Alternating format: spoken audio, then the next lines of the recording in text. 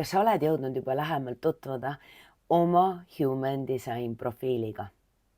Sellega, mis peitub nende kahe kaldkriipsuga eraldatud numbrikombinatsiooni taga. Profiili võib teatud mõttes suhtuda justkui sellisesse arhetüüpsesse isiksuse tüüpi. Human Designis on neid kokku 12 ja sinu profiil on väga tugevalt seotud sinu sellise suurema eesmärgiga siin elus, ehk siis sellega, kuidas sa oma sünniristi energiat realiseerid. Nimelt profiilinumbrid tegelikult tulevadki sinu sünniristist, ehk siis sinu teadliku, alateadliku päikese ja maa aktivatsioonide alajoontest. Sa leiad need samad numbrid, kui sa vaatad neid kahte tulpa, mis su kaardis on külgede peal, siis kui sa vaatad ülemist kahte numbrit mõlemas tulbas, siis teisel pool punkti leiad sa samad numbrid, mille sa leiad enda profiilist.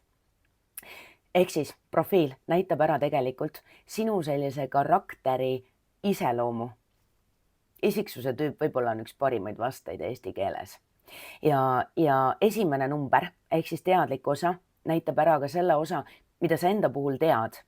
Alateadlik osa väljendab rohkem selliseid sügavamaid kihte ja muuhulgas tegelikult ka seda, kuidas teised võivad sind näha. Põnevat avastamist ja kas tahad, et ma räägiksin sulle nendest kõigist natuke lähemalt?